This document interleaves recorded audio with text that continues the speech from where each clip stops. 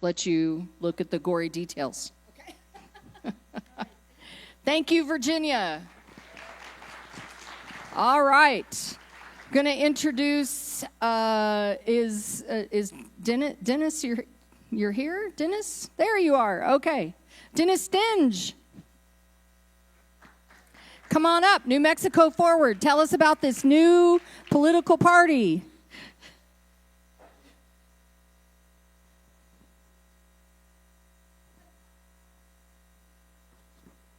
Oh, sure. Come on up. You want to introduce yourself? Hi, Stuart Culpepper. I'll be putting the slides up in a minute. How y'all doing? I'm Dennis Dinge. I'm the Secretary of New Mexico Forward, and I'm looking forward to talking to all y'all. Stuart's going to give a presentation about basically what we are, and then we're going to do a Q&A. And I'll talk about myself at that time. Did we get the slides for the presentation? Oh, they're good. All right, so why don't we start with that, and then we'll talk a little bit more about ourselves, and then we'll take questions and answers. Thank you. I'm kind of a rookie. I'm used to talking to an auditorium this size without a mic. I used to be an astronomy professor once upon a time, and I'd have a... True, and I had a 30-year-old voice. All right, go ahead, Stuart. Okay, can we bring up the next slide, please? Great. So Dennis just introduced himself by name, but I'll give you a little bit about his background. He's a physicist. He's held positions in local leadership and roles in the Democratic Party. He was a 2017 congressional candidate. He is a foster parent, and he is a fierce advocate for child welfare. My name's Stuart. I'm on the executive committee. I specialize in communications, but basically everybody is chief bottle washer in the New Mexico Forward Party right now. I'm a technology executive. I've worked a lot with global agencies and done a lot of work with applications involving AI. I'm a filmmaker. I was also a member of the Democratic Party organization in Hudson County, New Jersey, and I was the lowest level of elected representative you can be in the city of Jersey City. Okay, next up. Great. So there were some myths that I saw on the Facebook and Reddit feeds, and I saw some comments from Indivisible members, and I wanted to be able to just address them quickly and hopefully with a little bit of humor. The first one was, it's a Trump MAGA party in disguise. None of us voted for Trump. Okay, Andrew Yang is a rich Republican plant. Andrew Yang was a Democrat when he ran for president. Andrew Yang, by all public records, probably isn't a millionaire. I mean, it's pretty easy to figure out. He is definitely not a billionaire. Okay, the last one is they're a spoiler party. And to this, I just have to say a little bit of tough love. The Democratic Party lost the last election without controversy. It is the system that is spoiled. Okay, next up. Because everybody, well, you'll find out on the next slide. Terrific. So Andrew Yang and Christine Todd Whitman are co-founders of the party. So Andrew Yang, Democrat entrepreneur, he was a presidential candidate. His background is he started running a test prep company that was going to help immigrants and English as a second language workers help get entrance to college. That company was acquired by Macmillan, which is a big educational book publisher. He served out his term, part of the acquisition, and then he decided to start a nonprofit, which was called Venture for America. He raised money to be able to create startups in economically disadvantaged areas around the United States, helping young people create new companies. So somebody wants to create like a t-shirt company selling soft goods, or someone else has the idea of creating a pop-up restaurant truck that's going to improve nutrition at schools. Someone else might have had a really great, online store idea or a communications idea. So then he ran for president on a campaign advocating for universal basic income because he, like a lot of us who work in the field, was really, really concerned with the fast-growing pace of AI and what it was going to do to the labor force. Okay, so Christine Todd Whitman, she is a former Republican. She was governor of my state. I lived there when she was there. And she was one of the most highly regarded people in a pretty deep blue state. She was terrific on the environment. She was terrific at working across the aisle. And then she went on to become the administrator of the Environmental Protection Agency under President George Bush. She publicly opposed Donald Trump and co-founded the anti-Republican Trump organization. She's basically the first never-Trumper. Okay, next up. So what are our core beliefs? We have three basic ones. There's one here that I forgot to list in the first one, but here we go. Open primaries so that all voters, including the ones that are independent or decline to state, have access to primaries. The guy who's the chair of New Mexico Forward spent 10 years working on a nonprofit to be able to push through the open primaries bill that we all have the benefit of right now. We advocate for ranked choice voting, or what is also called instant runoff voting. We think it's a really fair way to be able to depolarize issues and make things easier for voters. We also are working for equal ballot access rules for all parties and candidates. Right now, if you want to run for a federal office in this state, you have to go get 15,000 signatures. If you're a Republican, I think you need to get like 500. If you're a Democrat, you need to get like 300. That's not democracy. Okay, so the other thing that we're really adamant about that I forgot to list here is independent redistricting commissions. Now, obviously, gerrymandering is a huge topic right now with the Supreme Court's recent decision. We really believe that redistricting should happen with a nonpartisan, independent guide that can make sure that districts are set up according to what the Constitution said they should be for population and reasonable geographic boundaries.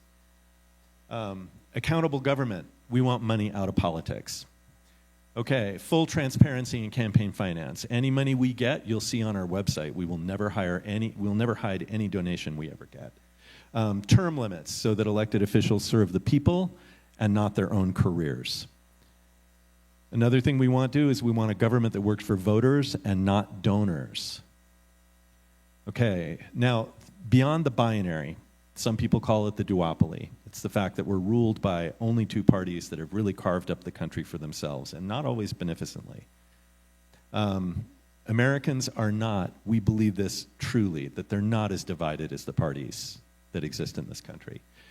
The Forward Party believes that we all hold a mix of views that don't neatly fit into a box, and we want to start the conversations that we know that we're all capable of having, and we want to put forward data-driven solutions to those problems.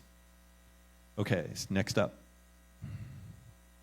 All right, this is the theme. Now what I'm going to do is I'm going to take you through 4 slides, and we're going to go over a series of issues that are really important to Republican and Democratic voters, and we're going to show you the difference between what those voters really care about and what those parties actually do. Next up. All right, Republican voter versus the Republican Party. So, opposing a federal abortion ban.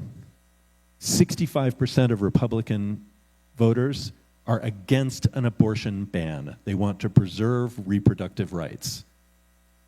The Republican National Committee has put a full abortion ban on the docket as part of their platform every year since 1980. Next one, they want to support direct stimulus payments. They do believe that people need aid when there are crises. They supported all sorts of aid during COVID, okay? The Senate Republicans blocked standalone aid twice during that crisis. Path to citizenship for immigrants. 58% of all Republican voters believe there should be a path to citizenship for all immigrants, okay? The Republican National Committee killed George Bush's path to citizenship, which was called the guest worker program. If you guys aren't aware of that, you should look it up. It was a great idea, even though living with Bush and Cheney was like the Dark Ages, but here was a great idea in the middle of it. And when George Bush tried to get that legislation done, RNC said no way, right? Several Republicans who knew it was a really good idea said, we'll break ranks and we'll do it with you if you can get Democrats to come on board. The Democratic National Committee told their people, don't you dare give George Bush anything. And so that bill was killed, and people continued to come over the border and die in deserts and try and get jobs without legal status. Next up. Campaign spending limits. 65% of Republicans want to impose campaign spending limits. They're tired of big money in politics. 80% of Republican voters support background checks on guns. Obviously, their party is not in line with what they want. Okay, expanding infrastructure investment. 62% of Republican voters wanted the bipartisan infrastructure bill to pass. Pretty much down the party line, the Republican Party voted against it. Let's go to the Democratic Party next up. Terrific. So, codifying Roe versus Wade into law. 86%. And I bet everybody in here wanted that to happen. It didn't happen. Okay. No, go back, please.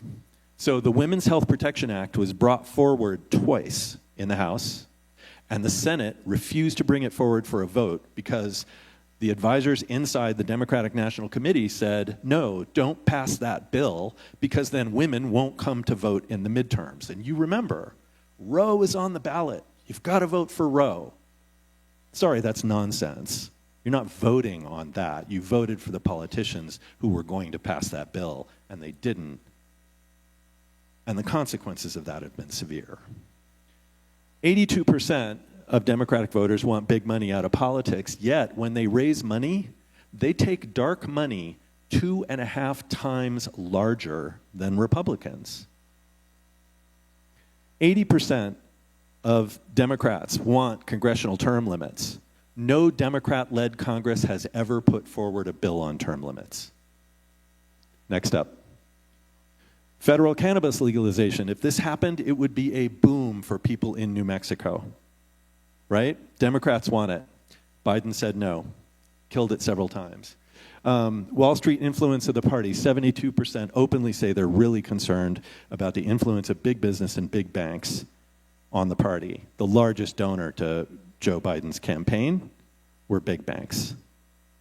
The largest donor to Elizabeth Warren's re-election campaign are big banks.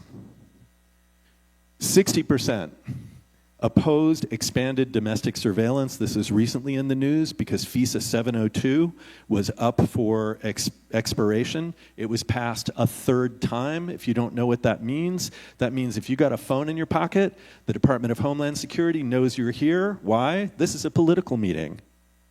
This is no joke. They know you're here. You're in a database.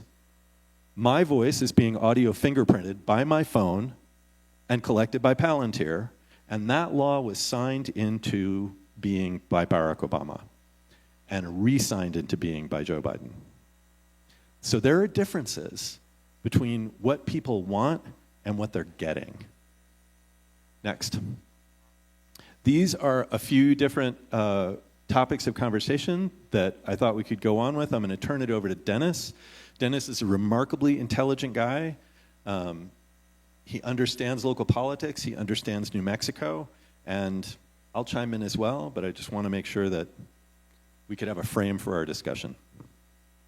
Thank you, Stuart. I'll tell y'all up front, he's a hell of a lot better speaker than me. I've been in New Mexico since 2006, but I think the first thing I should do, and this is home now. I grew up in Fort Hole Swamp, South Carolina. We'll talk about that some other time. First, a report, I think we should mention that we turned in the paperwork to become an official party last week. We turned in thousands of more signatures than we needed. Hopefully we will become official party soon, but we're not an official party yet. Soon. Any day now. I'm sitting there looking at email coming in. And we do plan to run candidates in this upcoming election. We're a little bit special in that since we are a new party, we can run candidates in the general election as long as those candidates have not appeared on a primary ballot. But we have to do it sort of in the next few weeks. And I hadn't planned to do this, but I saw Jacob here. And full disclosure, with a lot of caveats. One, we're not a party yet. And two, I'm not officially a candidate yet, but I actually plan to probably run for PEC 3 as well. And rest assured, the Republicans won't be able to push me around. I ran for Congress as a Democrat. Forward is made up of left, right, and center. I'm the left. I'm one of the lefts. We have former Republicans, former Democrats, and that sort of thing. And he alluded to one of the reasons I got involved. To me, it comes down to those few issues where you do not want to go and vote for someone from the other political party, but you would like your local representatives to fight for those issues. For a Republican, it might be not being MAGA. For me, as a foster parent, and I'll tell you right up, former foster parent, we gave up our license, it is CYFD reform. Asking someone to vote against a representative who's bad on that issue, when it means voting for someone from the other party, is not going to happen. What has happened on that, what will happen on that issues and lots of other issues that might be important to you, is to elect someone who can win that district, who can well represent that district, but differs from the incumbent on that one or two important issues to you. And this is true for Republicans too. It's for Republicans and Democrats. And also, I want general elections to matter. 70% of general elections in this state are unopposed. It's just one party running. We need general elections to matter, because the killer app of democracy is choice. And if there is no choice in a general election, you don't get the best outcomes. Okay? I mean, think about it. People in this room, think about it. Have you ever gone and voted in an election and said, I really don't like some of the things the incumbent is doing, but I can't vote for the other party. I just can't. What if you had two good choices rather than one choice and no choice? And I've done that. I've gone and I've done that. I've voted in elections just like that. And so that's, why I got involved with the Forward Party. I don't think we're going to be a spoiler party. And if we ever become a spoiler party, there's a real simple solution to that: ranked choice voting. That will end that, because your second choice isn't going to be someone you would never ever vote for. Anyway, I'll open it up to questions and I'll do my best. Yeah.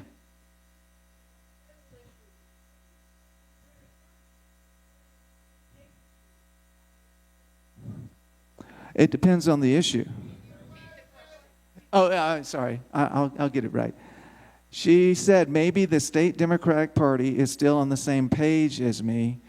Have I looked at the platform? Yes, I've looked at platforms. The state Democratic Party is on the same page with me on a lot of issues, and I'll admit to that.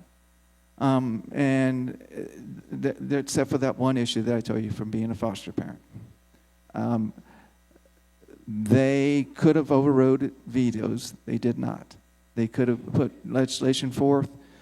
Michelle Lujan Grisham has been blocking CYFD reform for years.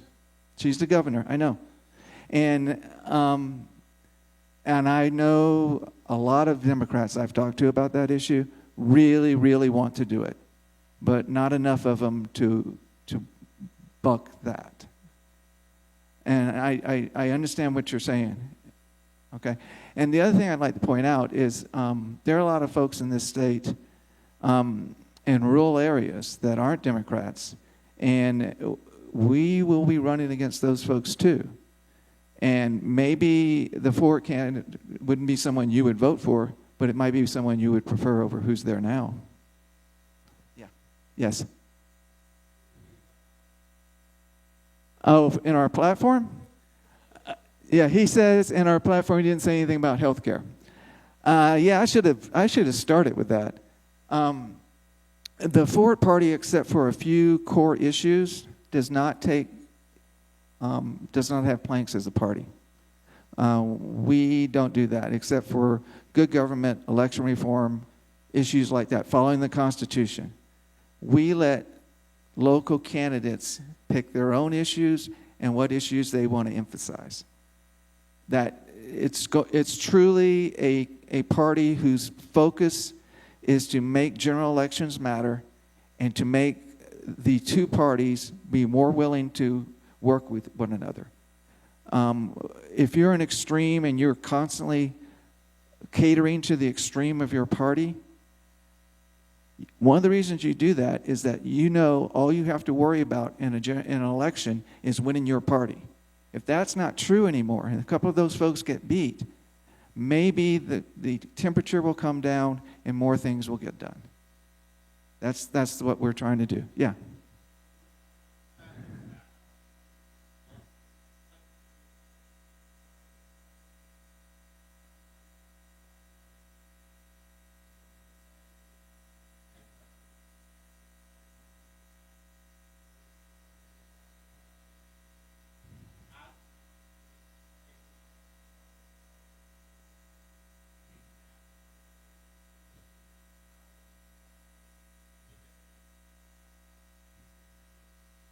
Okay, that was a lot.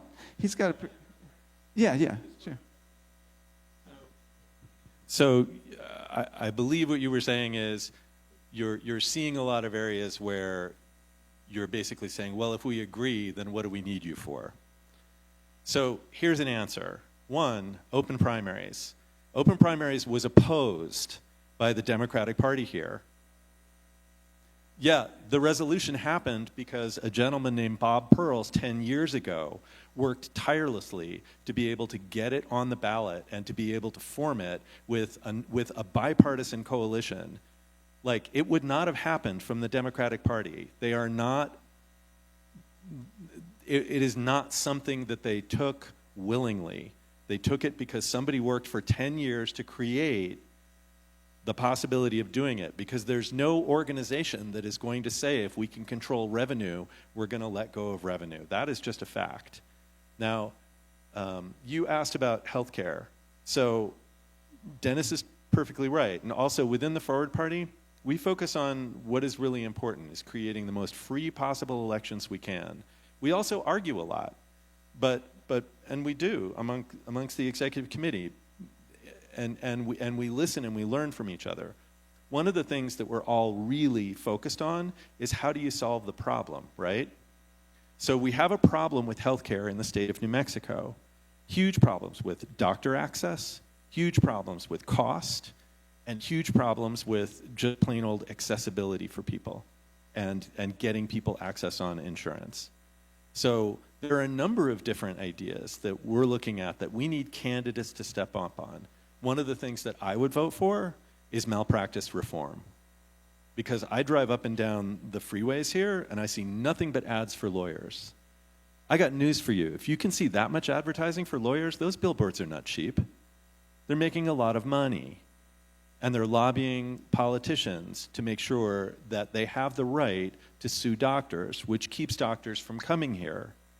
And a lot of the politicians who, let's face it, another thing that, again, a challenge for you is, I mean, this is a deep blue state.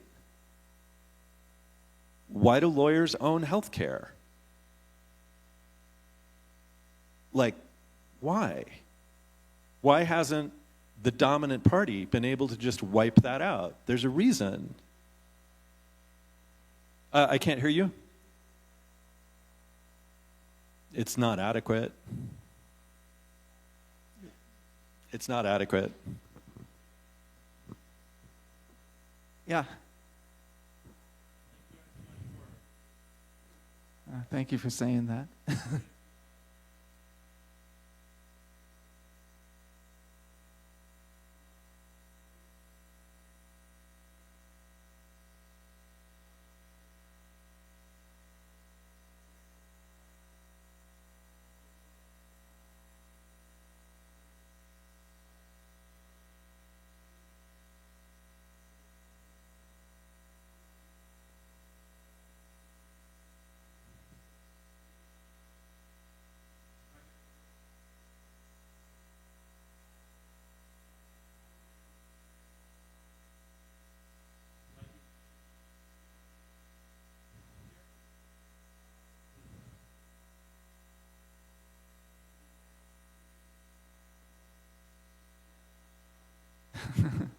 Yeah, yeah. Hold on. You want to? Of course we do. So if you're saying that, I am repeating the question. He said, somehow he got from what I said that because we try and focus on the core problem and we try and get to solutions, that we don't think healthcare is important. I don't know how you got that from what I said, so I'm sorry if I wasn't clear enough. We think healthcare is vital, and we think one of the leverage points for improving it is improving doctor access and improving rural access and improving like just point of care access. One of the reasons we can't do that is because doctors don't come here. Doctors look at this state and they go somewhere else, or they get educated at the University of New Mexico and they leave. So that's a problem that still has to be addressed. So we're focused on, great, we need access to healthcare. How do you do that? You get doctors, number one, and we remove the barriers to that. If you have more doctors, we'll definitely be able to improve healthcare. We think it's vital. One of the ideas that the Forward Party was really founded on was the idea that income inequality has reached a critical juncture in the entire land. And it's happening here in New Mexico too. It's just amazing here. That's why we've all been real proponents of universal basic income. And we really think that, there are a variety of different ways of financing it. I'm not going to say like categorically this is how you should do it. Look, if I ran the world, I'd give you a way to do it. But we need to go through a public process of being able to figure out how to make that happen. One of the best things about a universal basic income, though, is it also means that we can give aid directly to everybody without having to slow down or wait for bureaucracies to qualify people. Should you get this aid? Should you not get this aid? Take money that is floating at the very top where it's concentrating and recirculate it down at the bottom to stimulate the economy. If we can do things like that, we can solve a lot of issues. We can solve healthcare issues because people will actually have money to afford Obamacare, which they won't have now because those subsidies have been pulled. Like, we care a lot about that.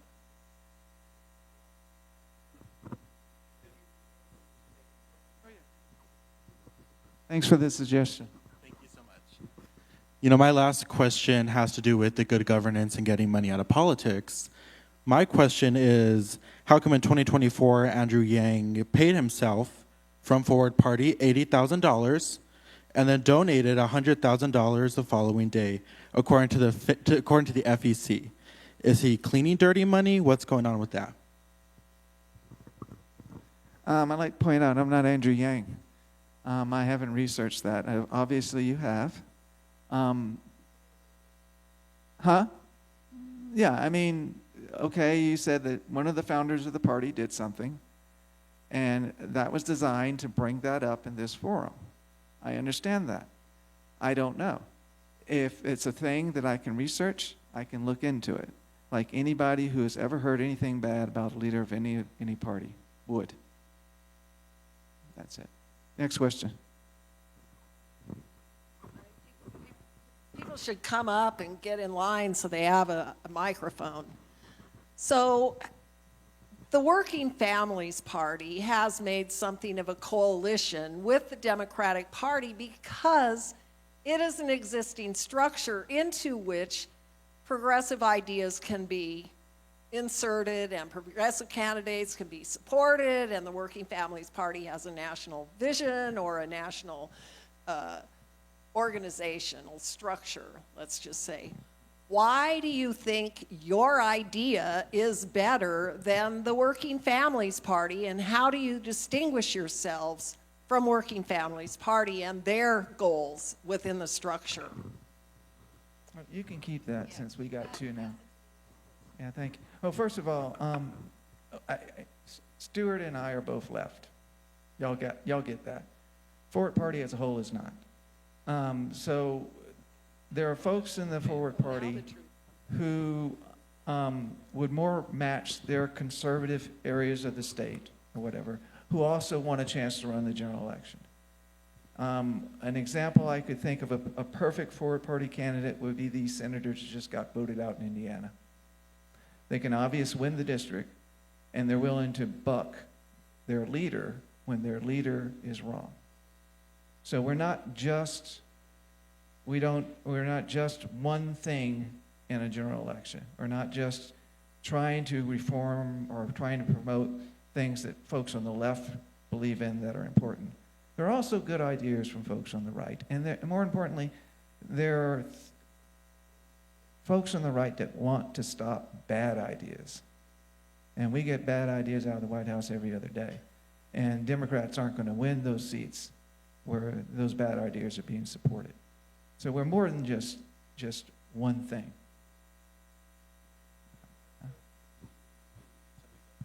So Working Families Party has it's a great organization, and they have a really specific focus. So's the Green Party. So's the Libertarian Party.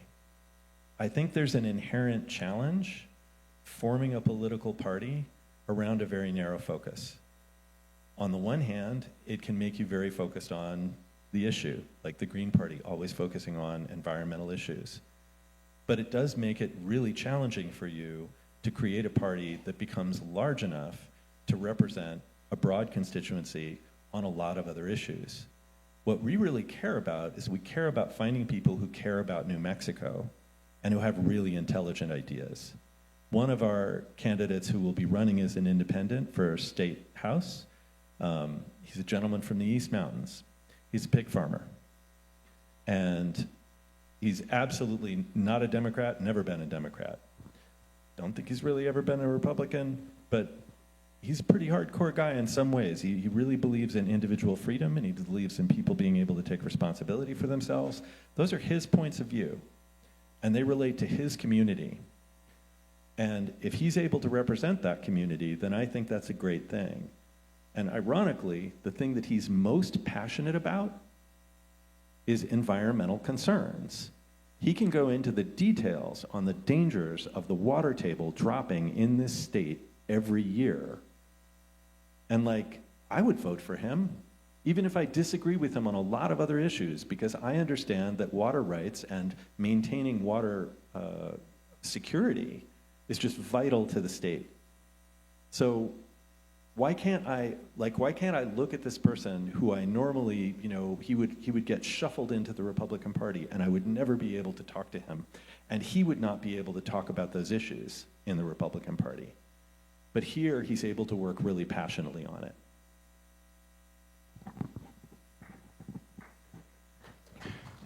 So the fastest growing segment of the electorate is the decline to state or the independents. And my take on that, from talking to my children and my grandchildren, is that they see both the Democratic Party and the Republican Party as essentially the same. I argue till I'm blue in the face that they're not, but they don't see a whole lot of difference. How are you going to make sure that your party doesn't appear to be just another corporate, beholden party? Yeah, I worry about that. I lose sleep about that sometimes. What will we evolve into? And to me, it's important to always make it so that we stick to our core beliefs about working across the aisle and not allowing the party leadership to strongly dictate to the people running for office what they can and cannot do. Because most people are independent. Most people want to have their own way of doing things and set their own course. And if you eliminate that from the party, that top-down structure, I think it's going to be harder for us to become yet another corporate-run party. But, at some point I might have to leave and try to start up a new party. Have you modeled the Forward Party on any other countries' parties? Is this sort of system any other place in the world? No, but a lot of times I would love to have a parliamentarian system where things are doled out proportionate and every single vote, even if it gets you a few more percent, counts, because I think that would make more people come to the polls and more people to vote and more ideas to be exchanged. We ain't got that. But if we have enough parties and enough point of views, I would love to have a Congress that was split 4 ways instead of 2 ways, where coalitions would join and the most important ideas would be what gets to the top, or what the most people want would be what gets to the top, not what the people in charge of the parties want to get to the top and through the legislature. Yeah, I was curious by what you just kind of said to the question before, and that has to do with how will you decide what candidates to endorse? If you feel that the candidates can have lots of different positions on lots of different issues, how do you decide, well, this is someone who will endorse and be part of the party? Or can I just come up and say, hey, I want to join your party and I believe A, B, C, D, which, so I'm just curious as to how you maintain some kind of structure within the party. No, I'll do it. We were discussing who wants to do that one. We do have, we interview people who want endorsements. We've interviewed Republicans and Democrats who want endorsements in this upcoming election. And for an endorsement, we focus on the core values, elections, making them more open and having more people participate in them. I'll follow the Constitution, rule of law, basic stuff. Are you willing to work across the aisles? That's a big one for us. And once we become a party, we can't say, hey, you can't run as a forward party candidate. Y'all know that doesn't happen, especially once we have primaries and things like that. So we can say these are our values, and we can find people to run in our primaries once we'll probably have those next election cycle that support our values, and we can support them.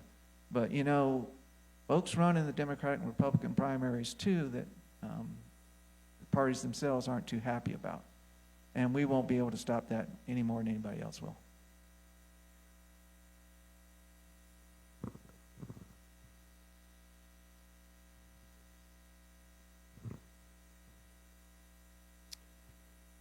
So I know you don't want to be a spoiler party, but the problem is we live in this country and we don't have a parliamentary system, which I agree with you would be really very valuable to get people engaged and get represented, whether you're a Green Party or other party. And we don't have ranked choice voting except in small areas, and it'd be great if we had it, but we generally don't. So how are you not going to be a spoiler party, considering I know you try to take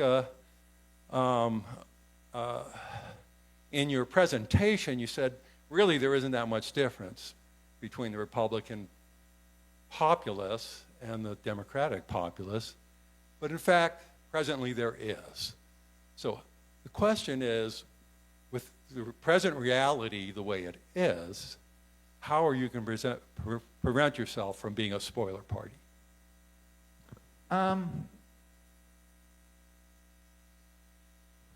Sure. So on a local level, so the chair of the party, Bob Pearls, has come up with, kind of like an ethic for us about how we want to approach elections. You heard Dennis talking about how we want to focus on if there is a state election where there's only one person running, right? That's not democracy, okay? So if we find an unopposed seat, okay, that's a potential place where we would go first because we would be lending value. Because even if we bring a candidate there, and even if they lose, there is actually a debate. There is actually a conversation in front of voters. Now, let's say that person is Republican or Democrat. We would probably lean toward challenging a Republican first, given the current administration, right? We would probably do that. But we also wouldn't be above challenging a Democrat if they were unopposed. The other lens was both Democrats and Republicans voted against open primaries, a lot of them. It barely passed. And so if we find an unopposed representative running in a district who voted against like independent voters' right to go to a primary and vote for whoever they want, well, then we consider that person challengeable. We think that's a good person to go and say, this person, whether we lose against them or not, they should be forced to enter into a free and fair public debate. So that's one way that we're leaning toward doing it. The other thing I would do is like take this notion of spoiler, and we can go back to the first Trump-Clinton election. And we can look at that and we can say, well, Russia played a spoiler. Well, like all modesty intact, I'm like a pretty expert person in like digital media and artificial intelligence. I know exactly what Cambridge Analytica did. They're not that smart. They did an ad buy, and it cost like $300,000. And they had a small micro impact on the election. Why on earth against Donald Trump was Hillary Clinton running a race that was that close? There's a reason why. Because in the Democratic primary system, she was running against Bernie Sanders. And he had huge support. He had packed places, etc. She and the Democratic committee were like, no, we can't bring Bernie Sanders in because Bernie Sanders doesn't fit our donor profile. And they excluded him. When I was living on the East Coast, like in New York City, the DNC removed Democrats from the voter rolls so that less people would vote for Bernie in the state, and Hillary would be guaranteed to win the state. Because the organization for the Democratic Party in New York literally says, okay, where are the districts where they're likely Bernie voters? Let's now go and look at every single voter registration, and if there is anything remotely wrong with it, we will throw these people off the ballot. They did that for 175,000 voters in Brooklyn. So spoiling what for who is my question.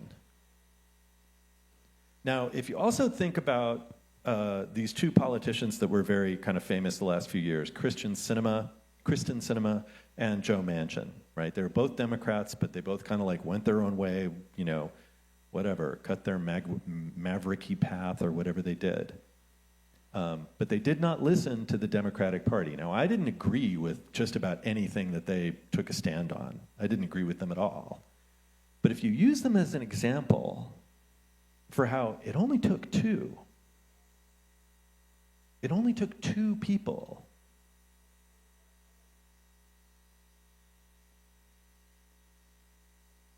I mean, Build Back Better. Yeah, they did.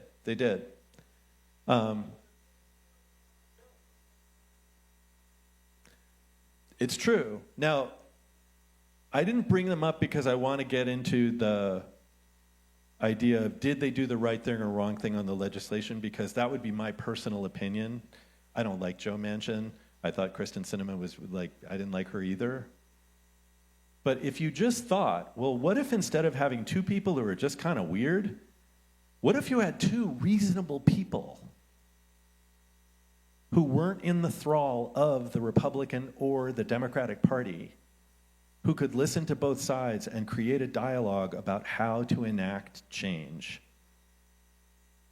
Because otherwise, right now, we're reliving the First World War over and over and over again with people like, every election, we take the few trenches and we take a few trenches, and the farmland is destroyed. Like, this system is going back and forth, and what has been happening overall in the country? Wealth has been concentrating, people have been getting poorer, inflation is going up. Like, spoil what for who? I'm sorry, I'm just gonna say, like, me personally, not speaking for Dennis, I'm all for it. I'll spoil it.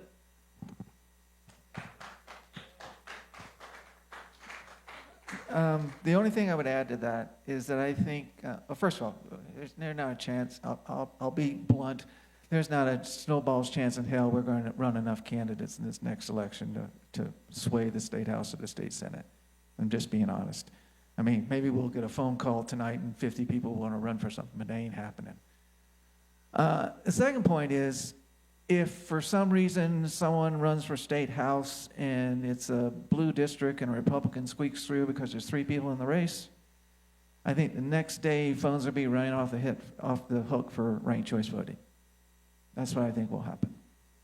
And then it will never happen again.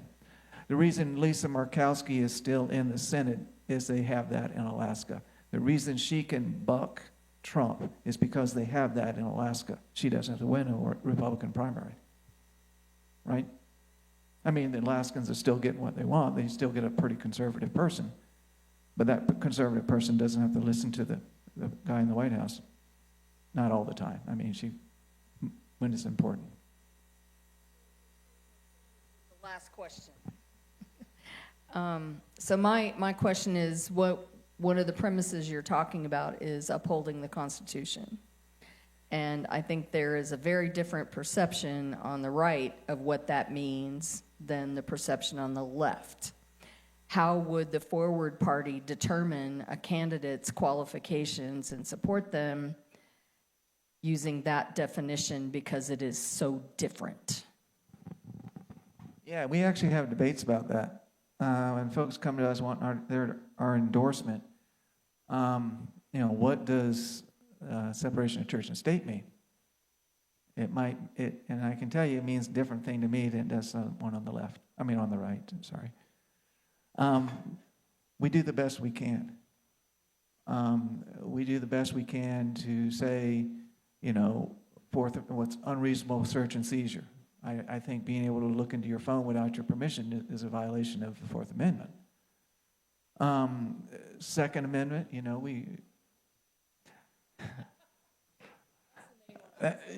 yeah, well, full disclosure, I'm a hunter. I have guns, grew up on a farm, of course I do. I could see it from a lot of perspectives. I'm for gun control, always have been. I'm not for completely taking guns away, and I also think it depends on where you live. Because there's actually a shooting range across the road from the farm I grew up on, and you hear bang, bang, bang, bang, bang all the time. Doesn't bother anybody. When I was living in Nob Hill, celebratory gunfire, bullet went up, came in through my sunroom, right? It means something different in a city. So cities should have the right to pass ordinances to, in my opinion, and this isn't the Forward Party's opinion because we don't do that. This is my opinion. They should be able to pass ordinances for gun controls that are correct for their cities. And actually, the Supreme Court has backed people up on that.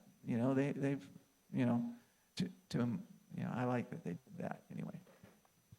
I guess here's my question. If you're doing the best you can to find candidates to endorse, and there's this much disparity, how does the electorate know what you stand for? We publish it. If we do an endorsement, we say this is why we endorse them. And we're very honest about that. And they can agree with it or not agree with it. And if they ask us, do you agree with this person on every issue? We'll probably say, no, we do not agree with this person on every issue.